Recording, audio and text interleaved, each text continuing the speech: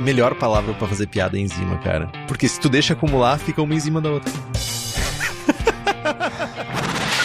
Se você tiver um equipamento que você confia, funciona. Eu não confio no meu, então... Gelatina igual tempo em pó. Melano igual decocção em grão. Desde que eu prometi a Keush, eu nunca mais prometi porra nenhuma. Momento arrombado. Arrombado. Momento arrombado. Começa agora o programa que dissipa mitos e enfrenta até os temas mais difíceis do mundo da cerveja. Apresentado pelo grão-mestre das piadas ruins, Henrique Boaventura. Posso falar a besteira que eu quiser aqui, que tá tudo em casa. Na companhia de pessoas mais inteligentes que ele. Esse é o Braçagem Forte. Alô, Loite, Henrique Boaventura aqui. É Old Ale, Barley Wine ou nenhuma das duas? E pra quem já tá acostumado com essa nova versão do Braçagem Forte, com um braçando com estilo, com a presença ilustre de Jamal. Dá um oi pro pessoal aí, Jamal. Fala, pessoal, aqui é o Jamal. E, pra mim, uma boa Old Ale, ela é azeda, oxidada e tem umas notas selvagens e de couro. E lembra até um celeiro. Diretamente do século XVIII. E pra quem tá aqui faz tempo já nos apoiando, sabe? Já tá sabendo de todas as novidades, sabe do que acontece, sabe quem chega, sabe quem não chega. São os nossos queridos e queridas apoiadores e apoiadoras do Braçagem Forte, que tem vários benefícios. Tem sorteios de equipamentos, livros e merchans exclusivos, participação no melhor grupo WhatsApp cervejeiro do país, acesso ao Julgando Forte, que é a nossa iniciativa de treinamento e aperfeiçoamento de avaliação de cervejas, que inclusive ontem, domingo, nós terminamos de fazer as avaliações das cervejas da Stannis. Então já, daqui a pouco, já pinta a próxima cervejaria que a gente vai fazer o kit do Braçagem Forte naquele precinho camarada e fazer a avaliação dessas cervejas. E se tu quiser ter acesso a tudo isso, faça como Denis Torizani, Edmar Kaufeld, Carlos Rogério de Carvalho Dutra, Lucas Aguiar Simões, André Leguelé, Thales de Souza Faria, Rubens Fernando, Thiago Reis, Leandro Almeida, Gabriel Mendes Souza Martins, Carlos Alberto Poitevin, Wellington de Oliveira Ferreira, Cíntia Okawa, Ricardo Peixoto Gonçalves, Alan George, Felipe Augusto Kintzer, Luiz Henrique de Camargo, Thiago Fernandes Dias e um séquito de outras pessoas mais que nos apoiam pelo Apoia-se. O link é o apoia.se/braçagem-forte e o link tá aqui no post.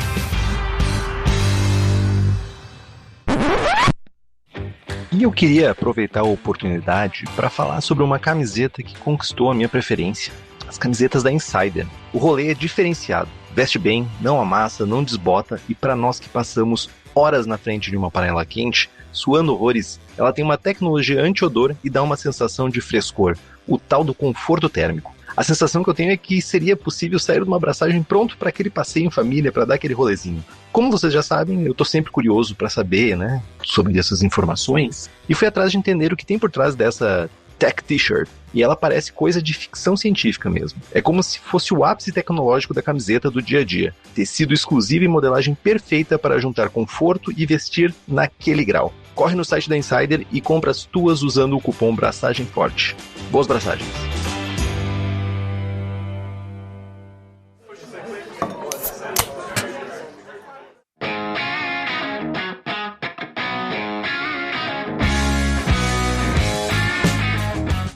Então, adentramo-nos, Jamal, no mundo da Old Ale, né? Esse nome, ele já é usado há séculos aqui na Inglaterra, nesse reino maravilhoso da Inglaterra, mas, como sempre, ele é um estilo que, ao longo do tempo, ele mudou, se adaptou, ele foi mutando, né? Era um nome que era dado para cervejas que eram para guarda ou para serem envelhecidas. Então, não é incomum a gente ver na história de vários países alguns estilos e alguns nomes que estão relacionados sempre a cervejas de guarda, cervejas geralmente mais fortes, que eram feitas para ser guardadas e bebidas muito tempo depois de elas serem embraçadas. Aí, pensando numa Mild Ale, que seria uma cerveja mais jovem, uma cerveja mais fresca, a Old Ale é como se fosse a negação disso. Ela é exatamente o inverso. Ela é uma cerveja que foi feita para guarda, ela é uma cerveja que tem características de maturação mais longa, ao contrário de uma Mild Ale que vai ser bebida muito mais fresca. Algumas receitas eram feitas para serem guardadas e geralmente elas tinham um K no nome.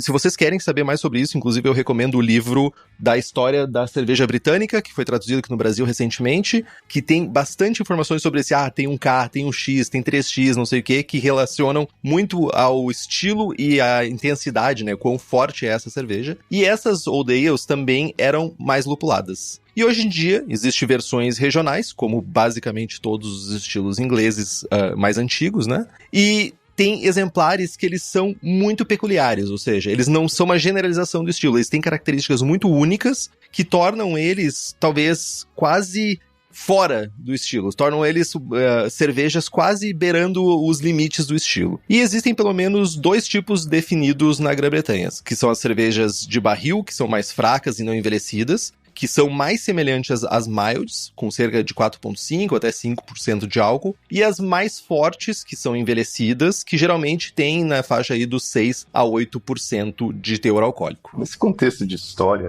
é interessante que a cena cervejeira britânica, ela parece uma mega bagunça, assim, quando você olha, né? Nossa. As cervejas vão evoluindo, vão mudando, os nomes são imprecisos, e o que era só uma referência a como a cerveja era, hoje é um estilo no BJCP, como mild ou Old Ale, precisamente, que não eram estilos exatamente, mas se referiam a como a cerveja ela era armazenada ou não, e aí, claro, deriva um pouco, né? Normalmente as milds mais fracas, as Old Ales mais fortes, porque dão as características para tomar jovem ou para tomar ela mais envelhecida. E mistura um monte de nomes, Stock Ale também, que é um nome que não é... Se eu dei um Ctrl F lá no BJCP, eu acho que fala Stock Ale 2 vezes, e uma nem relaciona a cerveja inglesa, é um termo muito usado também, intercambiável quase com o Old Ale. E até no livro, falando em livro, tem outro livro do Ronald Patterson sobre cervejas históricas, e lá ele fala no começo, né, que quando você vai no capítulo da Old Ale, ele fala que Old Ale, Barley Wine, Stock Ale, Burton Ale, no final não tem uma definição certa, e antigamente provavelmente era tudo a mesma coisa. Tudo intercambiável, é tudo misturado, tudo igual. Cada um usava um termo, mas era mais ou menos a mesma coisa que estavam fazendo.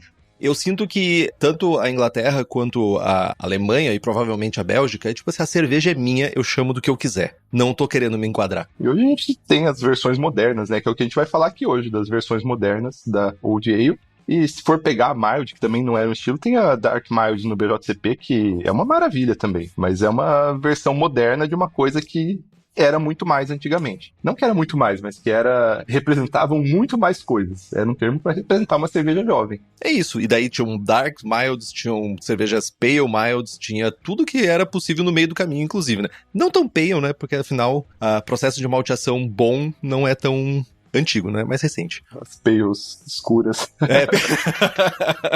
Nem tão Pale Ales. Segundo o BJCP, 17B Old Ale é uma cerveja inglesa mais forte que a média, embora geralmente não tão forte ou rica quanto uma English Barley Wine, mas geralmente maltada, com aquecimento alcoólico, e mostra efeitos positivos da maturação de uma cerveja bem envelhecida e bem guardada. No aroma, adocicado de malte com ésteres frutados, muitas vezes com uma mistura complexa de frutas secas, vínico, caramelo, melaço, toffee, melaço claro, que eles em inglês light treacle, e outros aromas de maltes especiais. Algumas notas oxidadas de álcool e de nozes são aceitáveis, semelhantes às encontradas em vinho xerez, porto ou madeira. Aroma de lúpulo geralmente não está presente. Na aparência, cor de âmbar profundo a marrom muito escuro avermelhado, mas a maioria é bastante escura. Idade e oxidação podem escurecer ainda mais a cerveja. Límpida, mas pode ser quase opaca. Colarinho de baixo moderado, com cor de creme castanho a castanho claro, e retenção de média a ruim. No sabor, caráter de malte de médio a alto, com uma complexidade de malte deliciosa. Obrigado pelo esse descritor, BJCP.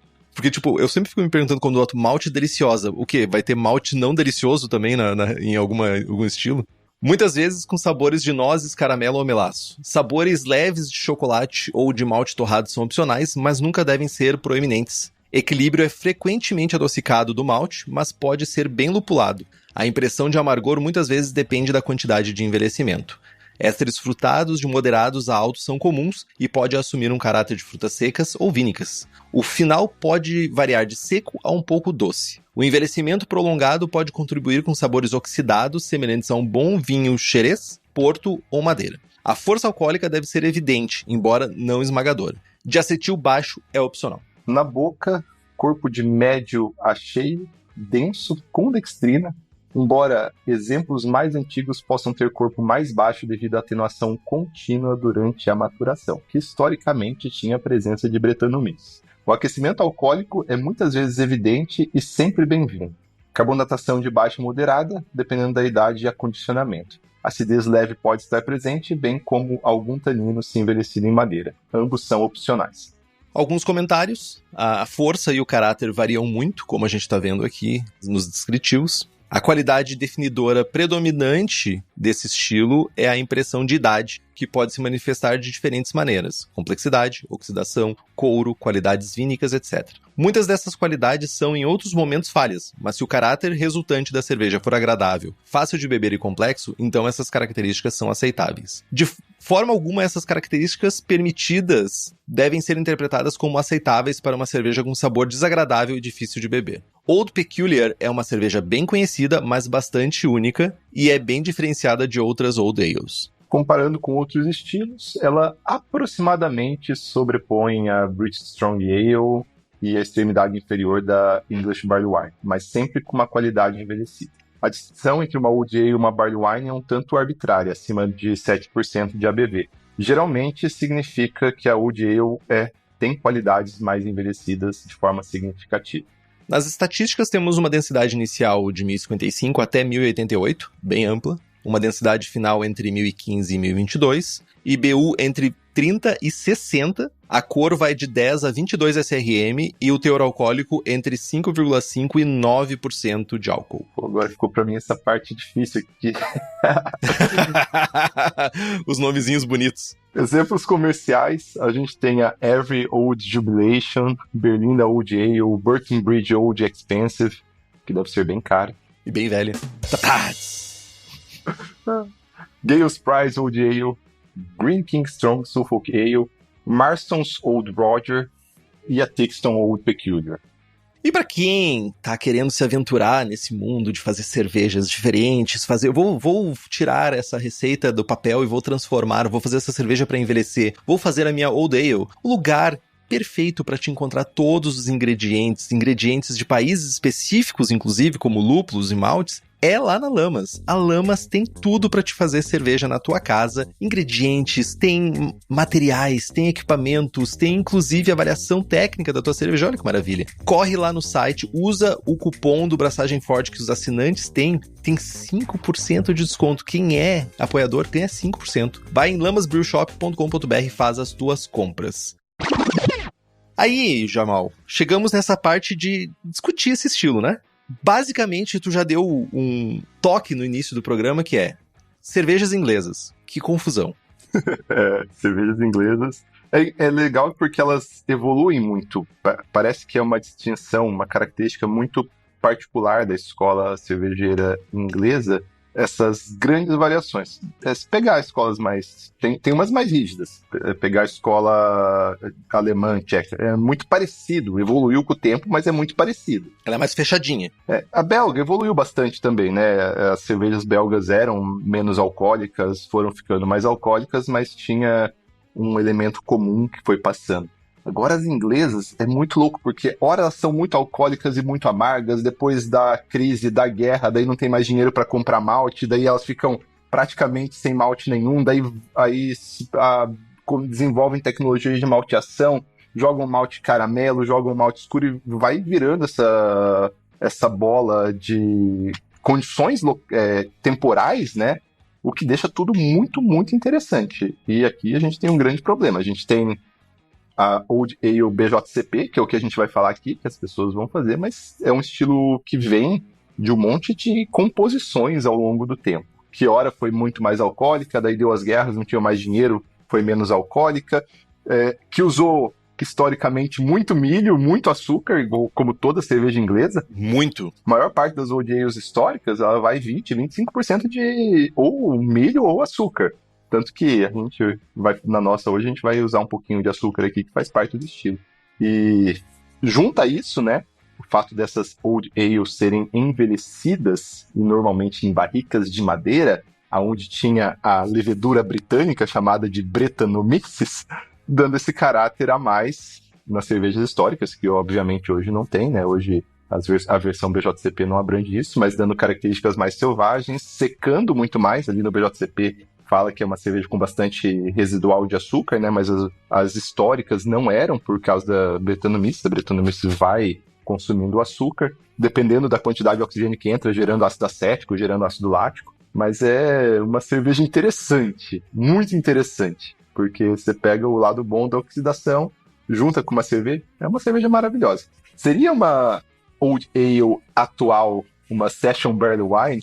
Pois é, essa que é a grande questão, né? E, de novo, a gente entra, não é bem uma crítica, porque não deve ser um trabalho fácil tu tentar enquadrar uma miríade de cervejas diferentes dentro de um estilo só, né? Mas, principalmente nas cervejas inglesas, a gente vê esses limites quase se sobrepondo, né? Inclusive, as características são muito semelhantes. Aqui, talvez, o grande diferencial, que também é um problema pra mim aqui nesse descritor do BJCP, é o envelhecimento e as características referentes à madeira. Aí tu falou, Brettanomyces e tudo isso. Só que tem muito pouco descritor referente a isso no BJCP pra ajudar tu a fazer uma cerveja realmente que se enquadre no estilo com madeira ou com envelhecimento, saca? Então, a gente foi passando pelos descritores do BJCP, tudo nada. De repente chega lá uma linha, fala, pode ser, tem um caráter, uma linha. Uma linha, tipo assim, tu pega uma cerveja, tipo, ampla pra caceta, tipo, é uma cerveja com uma amplitude de estatísticas, começamos por aí. Ela pode ser uma cerveja quase session até uma cerveja high gravity. E aí, no final das contas, tu diz assim, ó, olha só pra não dizer que eu não falei, pode ter madeira e pode ser ácida. Porra, velho, muda totalmente o caráter da cerveja se ela tiver madeira e tiver acidez. Pra juiz deve ser uma coisa chata, né? Porque se chegar você como um juiz muito experiente, chega uma Old Ale que ela está ácida, levemente ácida, não muito, e ela tem um caráter suave de breta. O que você faz? Então, isso aí entra a crítica que é, beleza, o BJCP permite isso. Aí vamos entrar numa questão um pouco mais complexa do meu ponto de vista, que é analisar conforme outros estilos. Se a gente, vamos pensar em acidez. Ela tá muito ácida, tá errado. A madeira tá exagerada, talvez essa cerveja deveria entrar numa categoria que envolva madeira. Mas a gente não fala de descritores que sabe, tipo, madeira pode estar de médio a alto. Não, só diz que tem madeira. A acidez pode ser ácida, mas pode ser ácido o quê? Pode ser uma Berliner Weiss? Pode ser uma Geuss? O quê? Acidez? Que acidez que a gente tá falando aqui? E isso é uma coisa que complica a vida no julgamento, tá? Bastante. Porque se a gente for pensar essas características, e aí talvez a gente precisa fazer um programa só sobre isso, que é, essas características, elas são características históricas. Por quê? Porque a gente está falando de maneiras específicas que se tinha para armazenar essa cerveja por longo tempo, características que eram desenvolvidas por não ter, talvez, tecnologia suficiente para não existir essas características. Aí a gente entra no que tu falou. É uma Old Ale recente, moderna, ou é uma Old Ale antiga, clássica, por assim dizer, tradicional? E aí a gente entra numa zona bem cinza do BJCP que, novamente, eu acho que a gente tem que continuar criticando pra melhorar, né? Melhorar o guia de estilos pra gente sair do outro lado. A Old Ale é bem clara a proposta do BJCP no sentido de ser Old Ale moderna, né? É ser uma Barley Wine um pouco mais fraca com algumas notas de oxidação. Quase como se fosse isso. E uma boa oxidação, né? É uma oxidação que vai... Quando você tem muito açúcar, principalmente muito caramelo, a oxidação dos caramelos dá produtos gostosos, assim, amendoados, esse licoroso de xerez. Então, é claro isso, mas vem lá aquelas linhazinhas que dão uma oportunidade a mais pra gente também, né? Total, e inclusive, se a gente for ver, eu até tava dando uma estudada sobre algumas receitas de algumas pessoas que eu considero que fazem receitas muito boas. O Gordon Strong, por exemplo, ele traz uma visão sobre gerar uma cerveja jovem com características de cervejas envelhecidas, usando maltes especiais para enriquecer essa cerveja, para desde o início ela já ter caráter referente a esse envelhecimento. Você usa alguns maltes, ou caramelo mesmo pode trazer isso, né? Exato. Dependendo de como você fizer. ele já pode trazer as características que vão acontecer futuramente caso ela passe por longos períodos de armazenamento. Exato, e daí tu pode consumir ela fresca. Que daí, tipo, a gente inverte totalmente a equação da cerveja, né? Tipo, a gente faz ela fresca, uma mild, e a gente usa ingredientes pra fazer ela parecer velha. É interessante. Mas eu acho ela muito gostoso, cara. Eu curto muito. Tanto o Barley Wine quanto o Old Ale, eu gosto demais. Eu gosto dessas características de envelhecimento. São cervejas que eu faço pra envelhecer mesmo. Eu faço mais Barley Wine que Old Ale, né? Nesse sentido. Dá na mesma também. Fazer uma Barley Wine, ela envelhece tão bem quanto uma Old Ale, porque tem uma sobreposição muito grande ali. Inclusive o BJCP fala que a partir de 7% de álcool a sobreposição é total, a diferença é só ter mais notas de envelhecimento ou não, né? Exatamente, e até porque, se tu for ver o grist, né, os maltes usados são bem semelhantes também nas receitas. Mas quando tu faz pra envelhecer, tu coloca em garrafa, imagino, né? Coloca em garrafa, aham. Em garrafa todas elas. Inclusive, a última cerveja do PFC é uma Barley Wine, e nesse ciclo a gente estuda como fazer cervejas super alcoólicas e projetá-las para envelhecer bem, para elas envelhecer de forma saudável e gerar esses aromas agradáveis de oxidação. Existem aromas agradáveis de oxidação, não são só aromas ruins. Você tem que projetar a cerveja para isso. Hoje a gente fala de algumas técnicas aqui que podem ser usadas para fazer a cerveja envelhecer melhor, mas uma das coisas, e os ingleses usam isso de forma excepcional, é a grande presença de caramelo. O caramelo é razoavelmente antioxidante, no sentido de que ele se oxida no lugar de outras coisas, mas a oxidação do caramelo não gera necessariamente um produto ruim. E aí também interrompe a reação em cadeia de oxidação. O problema da oxidação é que é uma reação em cadeia. Uma molécula precisa de um elétron, ela é uma molécula oxidante, ela rouba de uma molécula, aí aquela molécula fica desfalcada, rouba de outra, e aquela molécula fica desfalcada, rouba de outra. Então a oxidação ela vai acontecendo assim em cadeia. O antioxidante, ele é oxidado, só que ele interrompe a reação em cadeia. O açúcar, ele faz isso. Ele é oxidado por uma coisa não ruim, mas ele interrompe a reação em cadeia. Ele foi oxidado, ele estabiliza ali. Ele não precisa continuar roubando, gerando essa reação direta.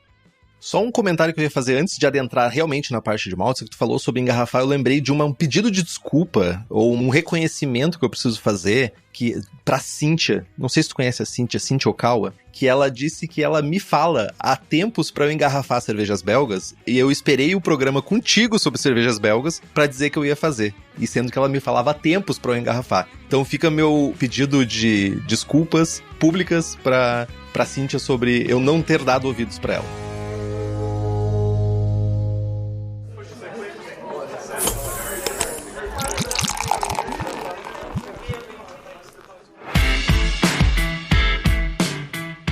Mas falando em maltes específicos aqui.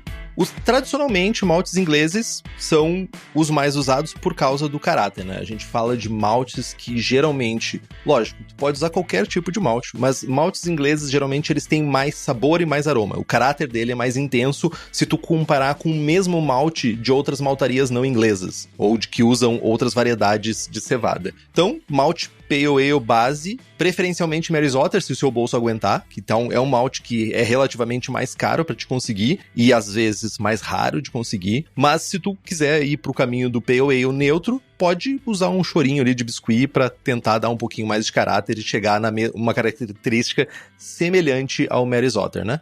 É realmente diferente, assim, o Mary's Otter ele tem um caráter a mais, maltes ingleses em geral eles têm um caráter a mais, diferencia. Parece que ele tem mais dimensões de sabor, assim. Eu fiz um teste uma vez, era pra gravar um vídeo, mas era numa época que eu tava muito desorganizado da vida. Fiz 2 cervejas, comparei as duas e não consegui gravar o vídeo sobre ela porque eu me perdi. Putz! Mas eu fiz com um Pale Ale brasileiro e fiz com um Pale Ale com Mary's Otter. Eu acho que da Crisp, se eu não me engano. Que é o que chega mais comumente aqui, que é o Flying alguma coisa, né? É, o Flying Monkey. Não me lembro agora, mas é o da Crisp que Keep Flying. É isso aí, eu acho que é isso. Inclusive o nome da cerveja, eu achei bonito o nome do malte, eu deixei como Keep Flying o nome, agora eu... Flying Monkey, da onde veio o macaco na minha cabeça? Não sei, mas diga-se de passagem, maltarias é um bom nome pro malte. Então, eu fiz o teste, fiz exatamente a mesma receita com o malte pale da Agrária e com o malte pale da... 100%. Mas... são diferentes, é gritante a diferença. Visualmente, a primeira coisa é que é muito mais fácil clarificar. Foi muito mais fácil clarificar a cerveja.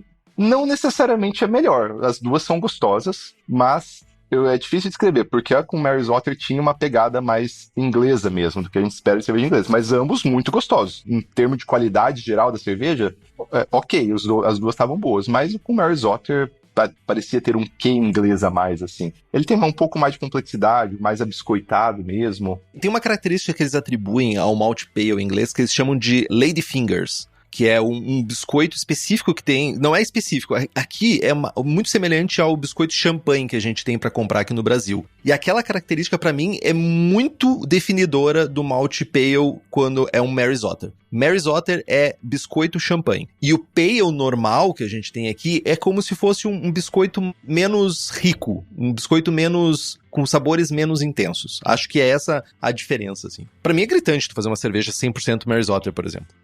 Eu achei a cerveja aqui, ela não era 100% Mary's Otter, ela era 92% Mary's Otter e ela tinha uns chorinhos de caramelo, como sempre. Só pra dar aquela complexidade extra.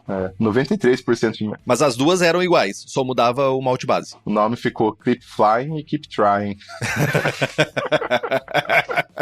Cara, e aí, tu falou agora de caramelos, né? Numa Old Ale, o resto do grist geralmente vai ser composto aí por um mix de maltes especiais caramelo, geralmente, né? Um crystal ou um caramelo. Médios e escuros, né? Exatamente. É muito comum esse tipo de cerveja usar caramelo mais dark, lá na faixa dos 120 Love Bond, que vai dar um pouco mais em EBC, né? Vai dar por volta de 250, 230 EBC. E que ele puxa mais essa característica de frutas escuras, ele é mais azedinho, e talvez colocar um malte no meio do termo ali, um 60, um pouco menor, que ele dá mais característica mais de caramelo mesmo. E malte escuro, ajustar a cor. Ele não pode sobrepor, né? Total. Isso é uma coisa também importante quando a gente fala aqui, porque se a gente olha para a parte de caramelos, tanto os escuros quanto claros, a gente fala de notas que se complementam. Tu falou frutas escuras, que vão ser do caramelo mais escuro, do crystal mais escuro. E quando a gente olha para um caramelo médio, por exemplo, a gente tá puxando mais toffee, mais caramelo mesmo, bala de caramelo, que vai ajudar com dulçor, que vai ajudar com essa sensação de maltado mais intenso também. E também tu pode puxar um malte carapios para trazer um pouquinho mais de dextrina, para aumentar esse corpo dessa cerveja, que é uma cerveja bold, uma cerveja que tem uma sensação de boca muito cheia. E tu pode ajudar um pouco porque no final das contas a gente vai falar isso mais pra frente, porque tu pode usar açúcar também pra essa receita, né? Como tu falou, as inglesas usam, inclusive, frequentemente. Isso, falando um pouco nessa parte dos açúcares, né? O BJCP fala que é uma cerveja bem dextrinosa. Mas eu acho perigoso ir muito fomentar isso propositalmente. Por quê? Ela já é uma cerveja de alta gravidade. Ela já usa levedura pouco atenuante. Normalmente a levedura inglesa é pouco atenuante. E aí, forçar isso, seja com rampas muito altas, pode chegar num lugar de se fazer uma coisa meio enjoativa, de ter dextrina em excesso. E eu acho que o caramelo entra muito nisso, igual os belgas fazem. Que esse é o objetivo antigamente usar muito caramelo, né? Se juntar todo o contexto dessa cerveja, que vai deixar muita dextrina, o caramelo ele é 100% fermentável. Ele não vai deixar açúcar residual. E se você ficar no limite superior do estilo assim, você ainda vai bater o limite de FG assim, sem subir muito a FG se você usar uma quantidade razoável de caramelo. Eu dei uma revisão em todas as receitas de OJs históricas lá do livro do Ronald Patterson. Na média, era muito básico o grist dessa cerveja. Era Mary's Otter e caramelo. Acabou. É isso. Como todas as cervejas inglesas. É 3 maltes no máximo. Não, no caso, caramelo mesmo. Não malte, cara. Não malte? Mary's Otter e caramelo 3, normalmente. Que os ingleses, eles usam o termo caramelo 1, 2, 3 e 4, né? Então, Mary's Otter e 20% de caramelo, mais ou menos. Eu sou fã dos ingleses por causa disso. Eu odeio fazer receita com muito malte. Odeio. Eu gosto de usar 3 maltes no máximo. A minha receita que eu pus aqui hoje tem 3 maltes e um caramelo. Mas tá ótimo. Já tá ótimo. Tá bom? Passa? Não, tem 4 maltes. Ih, Henrique. Exagerou. Acabamos o programa por aqui porque não dá mais. Errou feio, errou rude. Mas então, olha só, malte e chocolate também, tipo, pra trazer malte escuro, pra dar um pouco de cor e contribuir com notas amendoadas, também é comum nas versões modernas. Que nem tu falou, nas versões mais tradicionais, a gente usa basicamente o açúcar como o precursor dessas características, né? E é mais barato, né? Ajuda muito, ser mais 20% de açúcar, 25% de açúcar, torna muito mais barato. E tanto que eles usavam também, né, outras coisas como trigo, milho, e outras fontes de açúcar simples além do milho. Eu tive uma resistência enorme começar a colocar milho nas minhas cervejas inglesas, mas fui estimulado por Eu tenho um grande incentivador das minhas produções de cerveja inglesa, que é o João, que ele era cervejeiro da Seasons. Hoje ele tá na Noruega e ele fica me falando, coloca breta, coloca milho, coloca breta. Beleza, vamos colocar breta e milho. Eu me lembro dele quando ele morava em Porto Alegre ainda, quando ele era cervejeiro na fábrica aqui em Porto Alegre. E a gente discutia bastante sobre essa questão do milho, porque uma vez eu ganhei uma medalha de ouro com uma Cream Ale, e ele que julgou, ele disse assim, as pessoas deveriam fazer mais cerveja com milho, porque milho é muito bom pra fazer cerveja, não sei o que. Um abraço pra ti, João. Mas eu acho que aqui, considerando a cerveja que a gente tá fazendo, considerando em todo o contexto, e já que a gente tá falando inclusive de usar açúcar, talvez o trigo e o milho não faça muito sentido pra essa cerveja especificamente, né? Não, eu acho que versões modernas, assim, por mais que você possa usar, eu não sei que você queira muito usar o milho ali, mas eu não usaria. Eu também não usaria, muito menos o trigo. Acho que já é uma cerveja que vai ter bastante dextrina, vai ter bastante caráter. Eu acho que o trigo, se for pra trazer um pouco mais de corpo, não faz sentido. Sensação na boca também não vai fazer muito sentido pra essa cerveja. Aí, a gente olhou pra maltes, a gente já tem uma ideia aí. A gente vai usar um malte base quase na receita inteira, com 90%, 85%, 90%. O resto vai ser caramelo e açúcar, basicamente. Aí na mostura, ingleses tradicionalmente fazem mostura simples. E não tem por que não fazer mostura simples aqui. Não tem um problema, nenhum agravante que essa cerveja peça uma rampa mais complexa. Faz sentido pra ti? Sim, total. Infusão simples, vai que vai. Aí você pode usar um pouco a temperatura para controlar a FG, né? Pode fazer ela um pouco mais alta, um pouco mais baixa. Mas eu acho que tem que prestar muita atenção em como vai ficar a FG, para você deixar ela muito equilibrada. Eu acho que FGs muito altas podem ser um ponto de atenção. Tem que ficar no limite do estilo, né? O limite do estilo é 1022. Mas é fácil, muito fácil você bater uns 1025, 1028, 1030, dependendo do que você vai fazer. Vira pastry. Não é o objetivo. Então, ver tudo que tá usando no contexto. Se for o caso, pode fazer uma rampa mais alta. Se for o caso, não faz uma rampa mais alta, faz um 66 direto. Só alegria. É uma pastry old ale. Esse é o nome do estilo.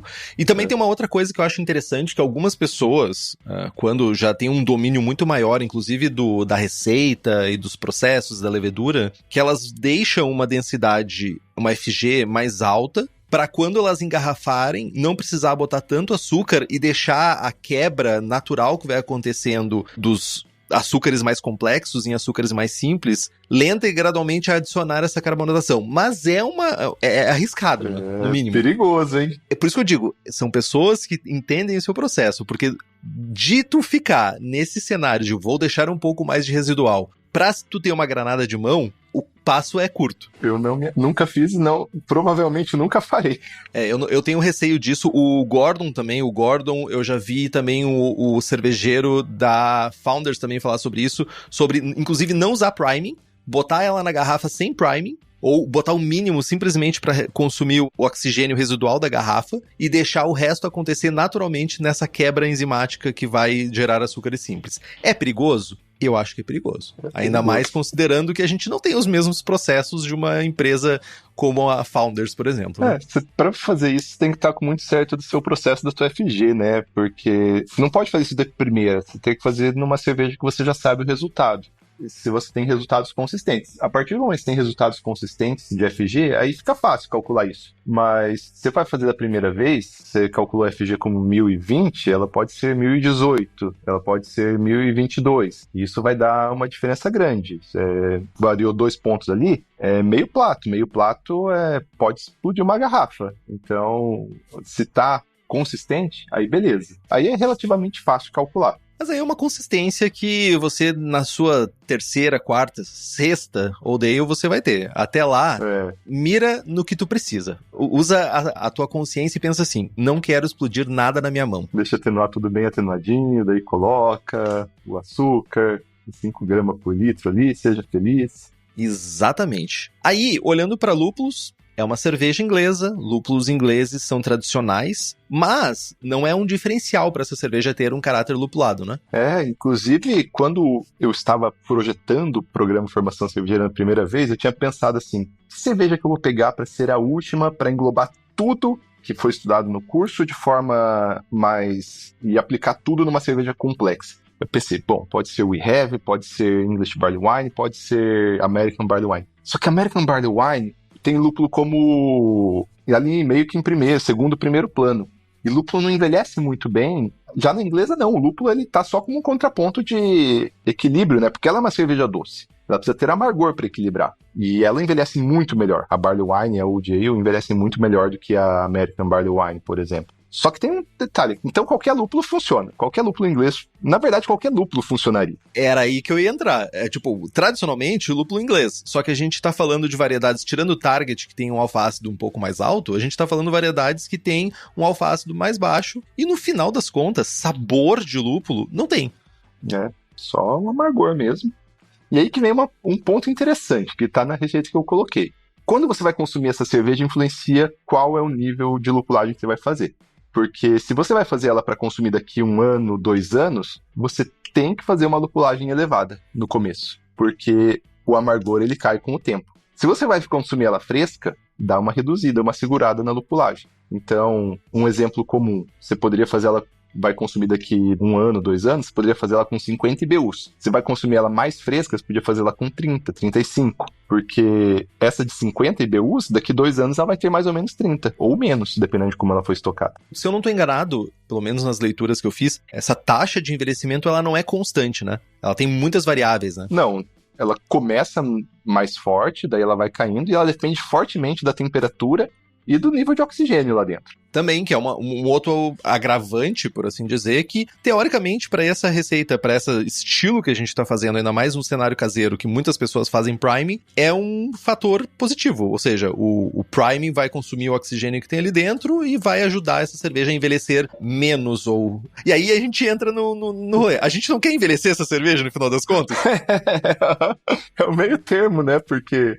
Realmente, priming, a refermentação na garrafa, é um grande mitigador de envelhecimento. Não só de oxidação, de envelhecimento também. Porque enquanto a levedura está ativa, ela impede que as reações que vão fazer o aroma da Old Ale ocorram. Da onde que vem parte do aroma? Da oxidação natural que vai acontecer com o álcool. O álcool vai virar aldeído, tem essa famosa reação de Strecker que acontece ali dentro. Enquanto a levedura está ativa, ela não pode deixar isso acontecer, senão atrapalha o balanço dentro dela, porque dentro dela ela tem que ficar oxidando e desoxidando molécula para ela gerar energia. Então ela tem que manter um balanço de oxidação estável. Enquanto ela está ativa, isso aí não vai acontecer. Esse é um dos motivos que belgas fazem refermentação na garrafa.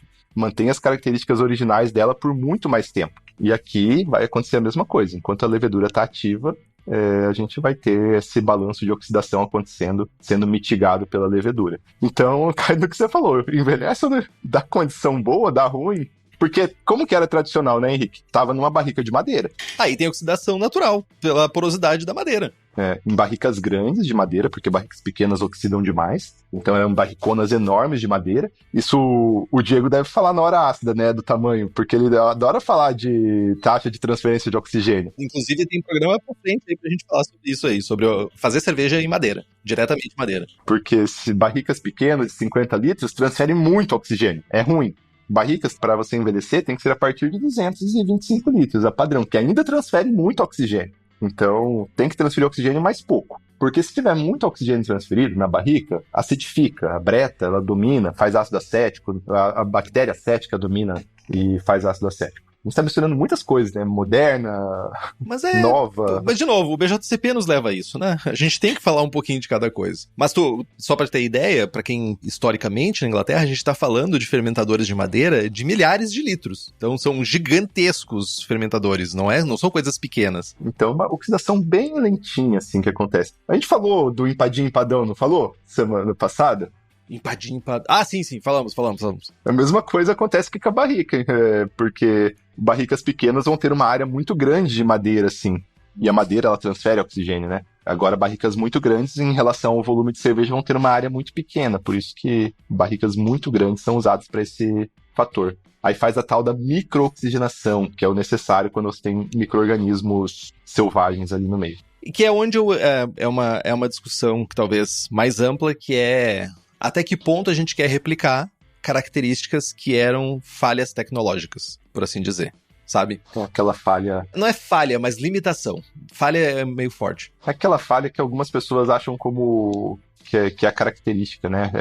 Acontece na cerveja tcheca também, que ela tem um pouco de diacetil, porque ela é maturada em temperatura muito baixa.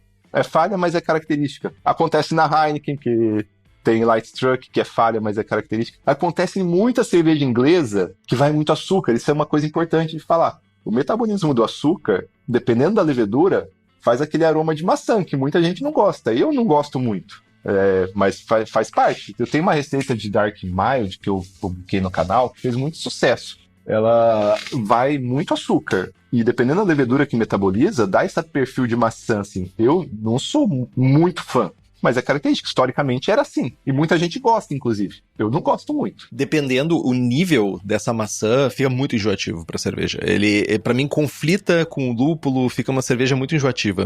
Esse caráter, sabe, eles chamam de caráter inglês, né?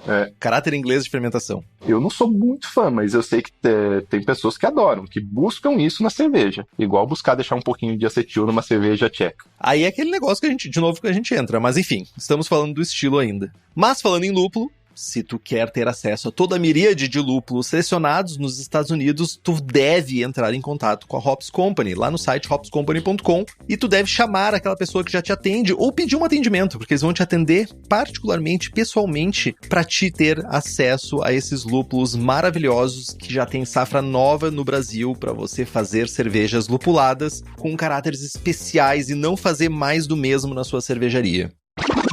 Aí a gente tava falando de fermentação, Jamal, e aí tu tava falando sobre essa questão de fermentação inglesa com excesso não, mas uma quantidade elevada de açúcares, mas aqui é levedura inglesa, a gente não tem como fugir. Não tem como fugir, ela é muito característica, né? É a levedura que, em geral, não atenua tanto, que ela tem um perfil de éster bem característico, em geral clarifica bem, não é regra absoluta, né? Mas eu adoro usar a levedura inglesa, eu sou muito fã, porque normalmente fermenta rápido, fermenta bem, pode jogar para mais frutada, menos frutada com a temperatura, sou fã. Eu sou fã da London, da Lallemand. É uma levedura super versátil, eu adoro fazer SCB com ela, fica uma cerveja excelente, tu consegue fazer ela mais neutra, tu consegue fazer ela com mais esterificação. É uma cerveja que, é uma levedura, na verdade, que ela tem uma capacidade ímpar, assim, de jogar em vários mundos. Tu consegue fazer ela super neutra em temperaturas de 17, 18, e tu consegue a 21, 22 gerar bastante caráter de fermentação. E também tem levedura líquida, que no Brasil a gente tem acesso, por exemplo, a Resident Ale, que é um exemplar específico não, é um exemplar que vai muito de encontro ao que a gente quer aqui. Ela tem uma menor atenuação, não vai atenuar tanto, porque a gente quer uma cerveja que tenha uma capacidade de atenuação um pouco mais baixa para não secar demais essa cerveja, e vai de encontro ao que a gente tá precisando aqui, né? Não adianta pegar uma levedura super atenuativa que vai secar demais, né? De leveduras liofilizadas, tem a S04 sempre, mas tem que tomar um pouco cuidado que ela sofre um pouco por muito mais de 9% de álcool, dependendo do nível que você for, se for para os níveis superiores, partir para Barley Wine, S04 pode sofrer um pouquinho, a London, da Lallemand, você falou? Eu tô falando só porque eu acho que você não falou. Não, eu falei que é a minha favorita, mas... Ah, tá. E até a Nottingham dá certo, Nottingham é uma levedura inglesa, um pouco mais neutra, né? Eu tenho usado uma da EB que eu tenho gostado bastante do resultado, uma Fermo Ale sem nome. A EB faz uma bagunça com aqueles nomes que sempre... É Y3? AY3? Não. Aí que tá, ela não tem nome, porque todos é Fermo Ale ou alguma coisa. Sim. Essa é Fermo Ale e acabou. Tu comprou o sachê grande, tu comprou o pack grande. Dela ou pequenininho? Não, é pequenininho mesmo. Ué, mas os pequenininhos pra mim vieram todos com nome. Eu tenho a AY3 e a AY4. Não, mas tem uma que não tem nome. Puta merda, aí fode. Eu não sei da onde que eles tiraram isso da cabeça. De colocar todas com nome, e aí tem a Fermo Ale. É essa aí que eu tô falando. É legal porque algumas leveduras, elas têm capacidade de ressaltar bastante maltes escuros. Muitas leveduras inglesas têm essa capacidade. E essa levedura, ela ressalta bastante maltes escuros aqui e vai muito bem. Eu tenho usado nos meus últimos testes, vale a pena testar também. Eu tô num universo onde eu gosto e desgosto da IB. Eu já tive ótimos resultados e já tive resultados bem ruins com a IB. Então eu tô nesse meio do caminho. Mas enfim, pitch para essa cerveja, tu pode mirar na 0,75 milhões de células por ml por gal plato, caso tu vá fazer ela no limite inferior, Mas, no limite superior, tu precisa aumentar esse pitch aí para pelo menos 1 milhão e um pouquinho de células, porque é uma cerveja com teor alcoólico mais alto e tu vai precisar de mais força para fermentar essa cerveja. Muito importante, porque você precisa atenuar muito bem essa levedura, senão você pode ter problema na hora da fermentação, se você for fazer fermentação. Você pode ter açúcar residual em excesso, então é bastante levedura, não economiza na levedura. Se você souber, faz propagação, que é o melhor caminho. Senão você vai ter que comprar de levedura seca pelo menos 3 pacotinhos para fazer essa cerveja, 20 litros. Se você quiser mirar na dosagem certa, a dosagem é importante para você não expressar tanto éster assim, porque ela já vai expressar muito éster pela OG alta. E falando em levedura, nesse caso aqui de cervejas muito alcoólicas, dependendo do que você for, é bom você dar uma suplementada de oxigênio e de zinco para a levedura ter energia para atenuar tudo. Então, Nutri-Z ou Servomyces é a forma fácil de usar, 0,2 gramas para 20 litros, ou sulfato de zinco heptahidratado também, mas é um pouco mais difícil. Joga junto com a fermentação e é só alegria. E daí fermentar ela a uma temperatura um pouquinho mais alta ali, não tão neutra, para te favorecer também esses ésteres que vão complementar os ésteres que o malte vai trazer, né? Aí na faixa dos 20 a 21 graus, dependendo da levedura que tu vai usar. Isso aí. E se você quiser leveduras ale, lager, brett, bactérias, o lugar certo para te comprar é na Levtech. Ela tem tudo para fazer tua cerveja brilhar. E para tua cervejaria tem consultoria e também tem leveduras específicas para outras bebidas como hidromel, cidra, whisky e cachaça. Então entra no site levtech.com.br e faz as tuas compras. E a água aqui a gente não tem muito grandes problemas aqui, né, Jamal? Não tem muitas coisas a fazer, né?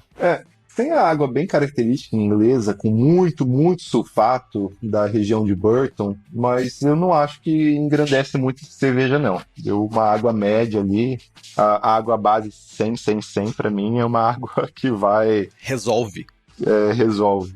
Se for se replicar lá da região de Burton, que tinha muita, né, tanto a Burton Ale, você usaria uma água com muito mais sulfato, mas nesse tipo de cerveja específico eu não acho que tem muita vantagem, não. Também não pode exagerar no cáustico, ela já tem muito elemento que dá espessura de corpo, do cloreto, né? Ela já tem muito elemento que dá espessura de corpo, se exagerar no cloreto também você pode ir para esse lado de deixá-lo enjoativo. Então eu acho que uma água básica ali vai muito bem. Boa, então garantir os níveis mínimos ali, 50 ppm, ou que nem tu falou, 100, 100, 100, né? 100 de cálcio, 100 de cloreto, 100 de sulfato. Não dá para fazer isso exatamente, mas aproximadamente é uma água boa. A água com osmose reversa é difícil de achar aqui no Brasil. Enfim. Carbonatação. Cervejas inglesas geralmente não são muito carbonatadas, ainda mais uma cerveja de guarda. A gente tá falando aí de entre 2.3 e 2.5 volumes, porque é isso que a gente precisa. Uma cerveja de guarda não vai ser uma cerveja estupidamente carbonatada. Fica até uma espuma meio xoxa quando ela tá com muita carbonatação e ela tem uma guarda maior. E eu acho que cerveja inglesa fica mais gostosa com menos gás também. Faz sentido. Mas tudo evolui para as coisas fazerem sentido. Porque o gás ele atrapalha um pouco a sensação geral que você tem das coisas ali. Se bem que na Old Ale não vai fazer diferença, mas cervejas menos em bitter, por exemplo, se você carbonatar demais, você mata a parte sensorial dela. Não é o caso aqui, que aqui tem muito elemento sensorial. A melhor bitter que eu já tomei, que eu fiz, foi uma que eu servi ela com a temperatura ambiente, no inverno, mas sem carbonatar ela demais. Eu carbonatei minimamente ela e ia servindo sem injetar CO2. Eu só ia injetando oxigênio pra dentro dela com inclinação, como se fosse um cask mesmo. Você sente muito melhor as coisas ali. Faz muito sentido. Tanto que as versões inglesas de bitter, elas têm que ser... As versões americanizadas de bitter, elas têm que jogar muito mais malte caramelo para compensar essa carbonatação elevada e a temperatura baixa. Total, para dar essa característica extra, e inclusive a própria, quando serve com cask, a própria oxidação natural da entrada de oxigênio ali vai ajudar também na característica da cerveja, né?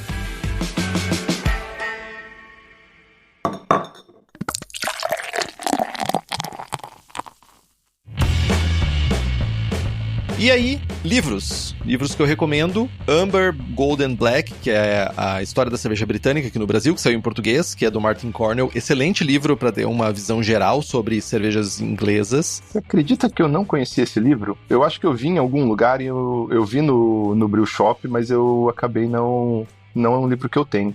Excelente livro, vale a pena ter. Eu gosto do livro de historinha, então o Martin Cornell é muito bom nesse ponto. E o Ron Pattinson, ele tem vários livros sobre cerveja inglesa. A grande maioria dos livros dele são sobre cerveja inglesa. E para falar de Old Ale e sobre alguns assuntos que o Jamal trouxe aqui, eu recomendo World War II, World War I e o Armistice, que são sobre justamente essas oscilações que os estilos vão tendo durante os períodos de guerra e entre guerra, que é bem interessante também falar sobre isso. E ele tem... Como é que é o nome do livro que ele fala sobre... acho que é Vintage Beers, não? É The Homebrewers Guide to Vintage Beers. Esse livro é super legal. Ele faz um compilado de receitas de cervejas, principalmente inglesas, 95% de cervejas britânicas, né? Ele pega escocesas e irlandesas também, de 1800 a 1965. Olha aí, quem gosta de história é bem legal. Ele faz uma pequena introdução sobre cada estilo. Você tem o capítulo 9, que é Stock Ale / Burton Ale, e se você colocar lá no comecinho do capítulo, ele já fala que Stock, Old Ale, Barley Wine, era tudo a mesma coisa, e ele dá um monte de receitas interessantes. Olha que maravilha. E se você quiser se aprofundar ainda mais em técnicas sobre produção de cerveja em geral, e mesmo se você está começando na cerveja, querer atingir um nível de cervejeiro avançado, no programa Formação Cervejeira, fazendo um link com o que a gente falou aqui hoje, a última cerveja do programa é uma Barley Wine justamente focada para você aprender a fazer uma cerveja high gravity, projetada para o envelhecimento e com madeira, se for o caso. É o módulo mais complexo do curso, onde você pega todo o conhecimento acumulado ao longo de um ano de curso e aplica numa cerveja para guarda realmente complexa, que poderia quase ser uma Old Ale, na verdade, se for ver. E essa cerveja é uma das grandes queridinhas do curso. As pessoas fazem ela e tomam ao longo de 3, 4 anos, e cada vez que tomam me mandam mensagem na garrafa, porque é uma cerveja que envelhece realmente muito bem. Tem uma série de pequenas técnicas e pequenos ajustes que a gente pode fazer para envelhecer bem uma cerveja. A gente falou de algumas aqui. Fervura longa, né? Eu acabei não falando. Por que faz fervura longa? Gera mais açúcar, que protege contra a oxidação, gera mais caramelo, dosagem certa. E tem uma série de coisas que a gente vê no curso. Fica o convite aqui e tem o cupom do Braçagem Forte, né? Exatamente. O link vai estar aqui no post e o cupom também. Faça isso. Vai lá aprender mais ainda sobre esse universo maravilhoso da cerveja.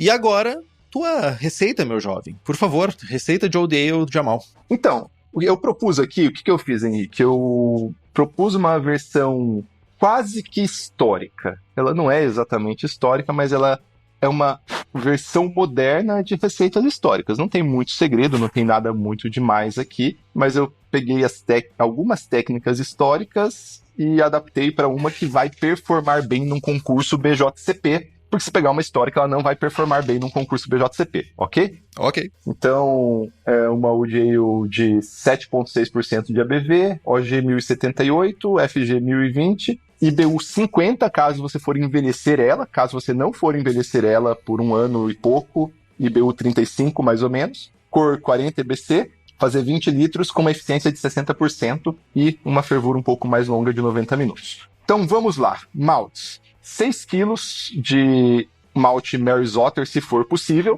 Se você tiver Mary's Otter disponível. 300 gramas de um caramelo escuro, de um Dark Crystal, caramelo 120. 300 gramas de um caramelo claro, médio, na verdade, né? Caramelo 60. E para dar aquele toquezinho de fundo assim, mas isso não pode exagerar, 100 gramas de malte chocolate. Agora a gente entra com um fator histórico. A gente vai entrar aqui com 430 gramas de caramelo número 3, que é um tipo específico de caramelo inglês. Os ingleses eles têm os caramelos 1, 2, 3 e 4. Normalmente 1 e 2 para cervejas claras, o 3 para cervejas um pouco mais escuras, como Old Ales e Barley Wines, e o caramelo 4 normalmente usado em porters e stouts. Dá um trabalhinho fazer. Na verdade é muito fácil fazer, muito fácil mesmo. Você só tem que ter paciência e um bom fogareirozinho. Um fogareiro que você controla bem a temperatura.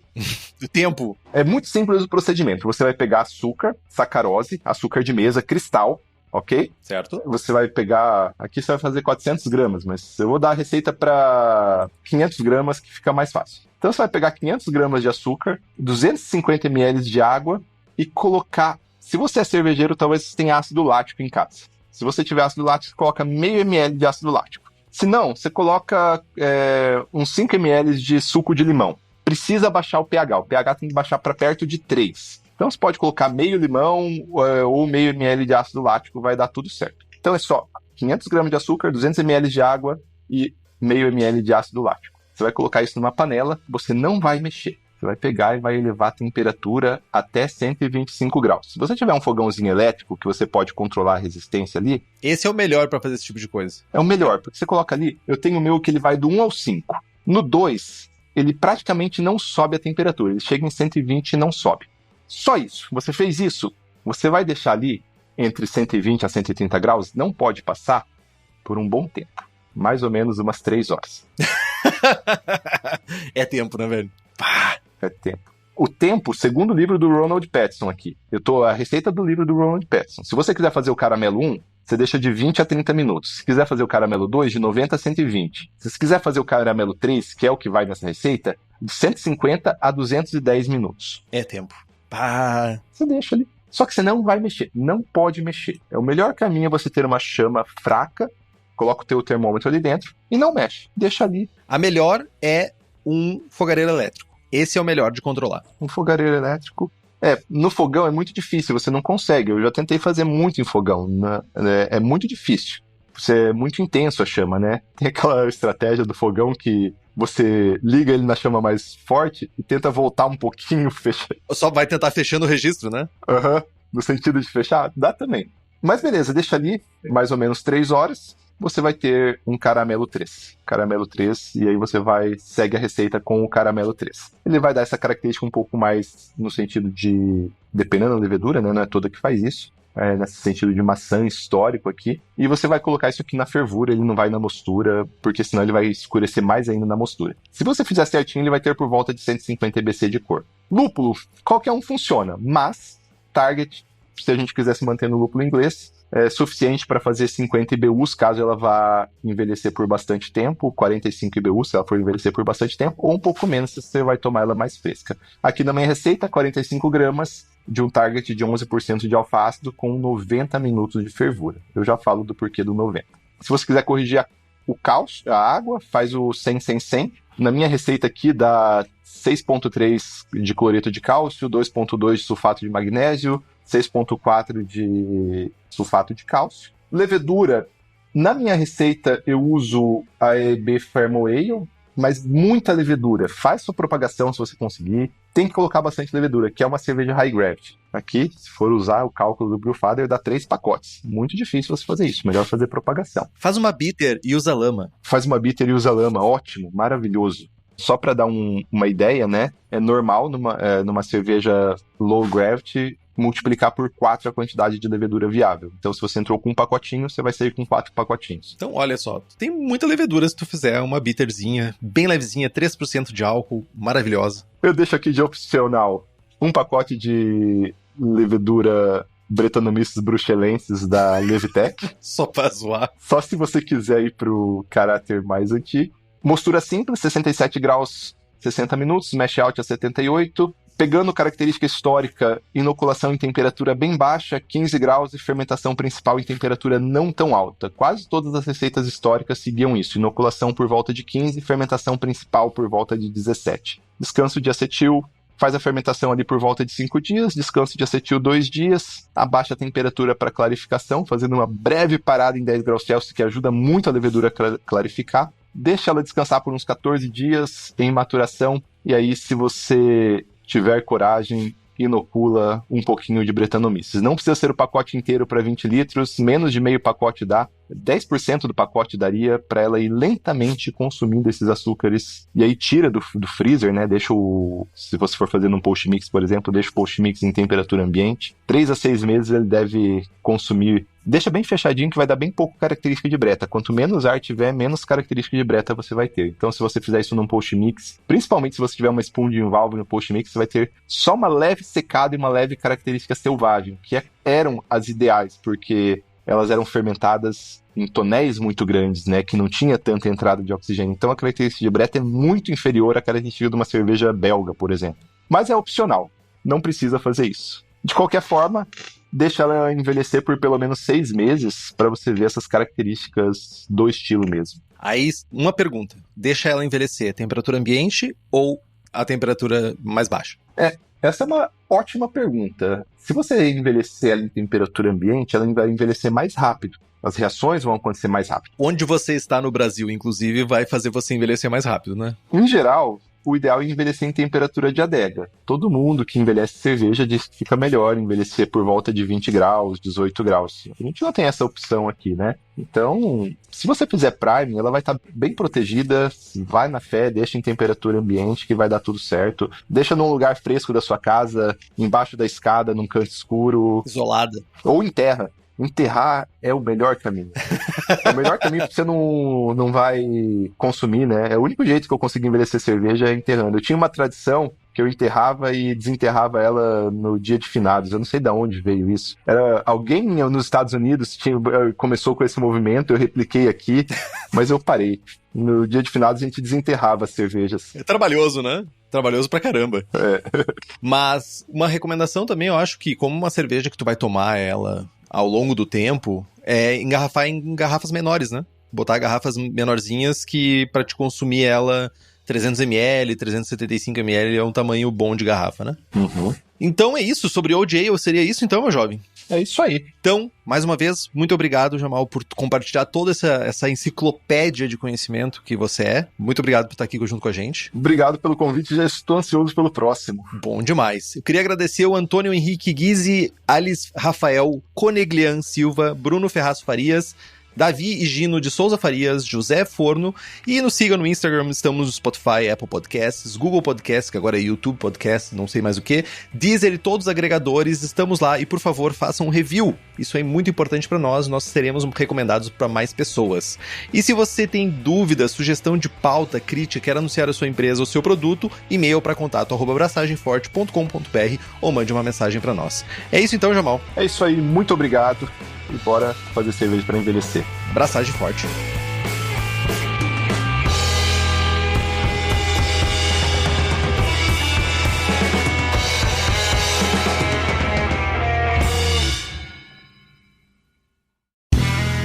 Este podcast foi editado por Play Áudios.